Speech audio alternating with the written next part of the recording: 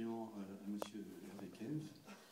Dans votre livre paru en février 2014, intitulé Notre-Dame-des-Landes, vous écrivez à propos du projet d'aéroport: il est impossible de nier que l'implantation d'un tel équipement porterait préjudice à l'environnement. Préjudice d'autant plus grave qu'il affectera une des rares zones humides encore intactes du département.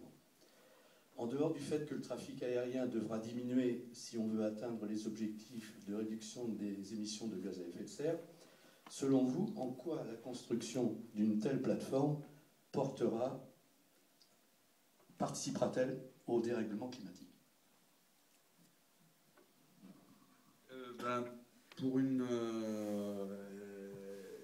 Pour la raison que voici.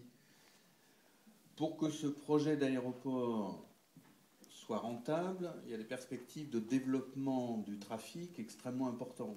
Alors, je n'ai plus absolument les chiffres en tête, mais je crois que c'est une perspective de 10 millions de... Enfin, on ne va pas rentrer dans les chiffres, mais 9 millions.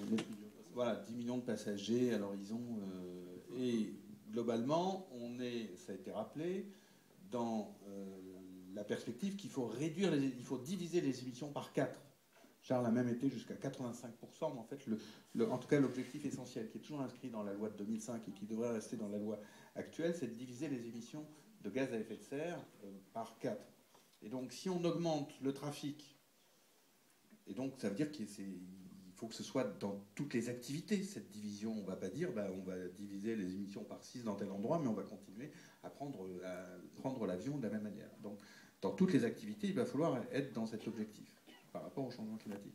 Et donc, si vous augmentez le trafic aérien de Nantes et de sa région, et que vous faites passer, je crois, de 3 millions de passagers, vous le multipliez par 4 pour que cet aéroport soit rentable, et qu'en même temps, vous cherchez à diviser par 4 les émissions de gaz à effet de serre, il faut diviser par quasiment 7, enfin énormément.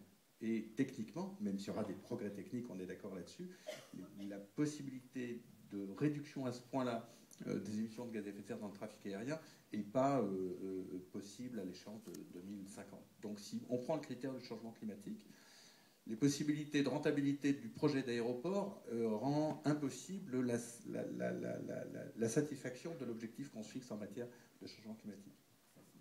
Pour donner un ordre de grandeur sur le transport aérien, on a dit qu'effectivement, on ne devait émettre comme quota annuel, c'est-à-dire la quantité de gaz à effet de serre de chacun des habitants, c'est environ 1,6 tonne de gaz à effet de serre par personne et par an. Voilà ce qu'il faudrait avoir pour respecter les recommandations du GIEC et ne pas trop bouleverser notre climat. En fait, les choix des gouvernements, pardon. Oui, les choix des gouvernements, pardon. La limite, effectivement, de... Bon. Si je prends l'avion pour faire un aller-retour Paris-Dallas aux États-Unis, je vais émettre 3,2 tonnes de gaz à effet de serre. Donc un aller-retour Paris-États-Unis, c'est 2 fois le quota annuel que l'on voudrait respecter. Parce qu'effectivement, il faut prendre en compte la combustion du kérosène qui génère directement du CO2 comme l'essence ou le pétrole, mais il y a aussi des effets induits des réactions physico-chimiques en altitude qui aggravent ce phénomène de gaz à effet de serre. Et quand les industriels de l'avion nous disent un Airbus en configuration charter sur une grande distance, ce n'est que 3 litres au 100, les avions ne sont pas tous des Airbus. Ils ne sont pas tous remplis avec 800 personnes. Ils ne vont pas tous faire de grandes distances. Donc effectivement, on arrive sur, en moyenne, un vol en avion, c'est 2 ou 3 fois ce que fait une petite voiture.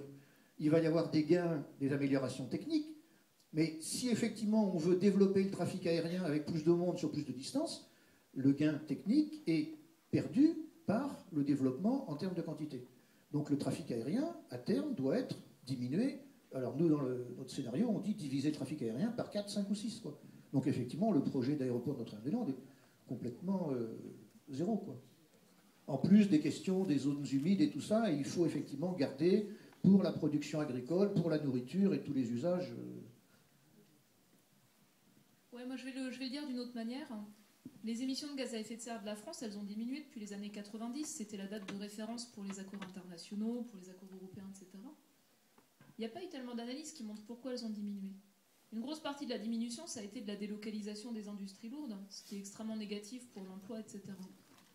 Depuis 2010, elle ne diminue plus. Allez sur le site du CITEPA, c'est l'organisme public qui fait les inventaires nationaux d'émissions de gaz à effet de serre, ça ne diminue plus. Moi, ce qui m'intéresse en fait, dans l'observation que j'ai de la société française, c'est est-ce que les investissements qu'on fait aujourd'hui, c'est des investissements qui vont nous permettre de progresser dans cette direction-là ou pas?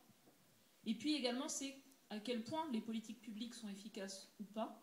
Et enfin, dans la loi sur la transition énergétique qui fait le ping-pong là, entre le Parlement et le Sénat, quelles sont les interventions des différents députés et des différents sénateurs et dans quel sens vont-elles? Et je pense qu'il y a une marge de progression.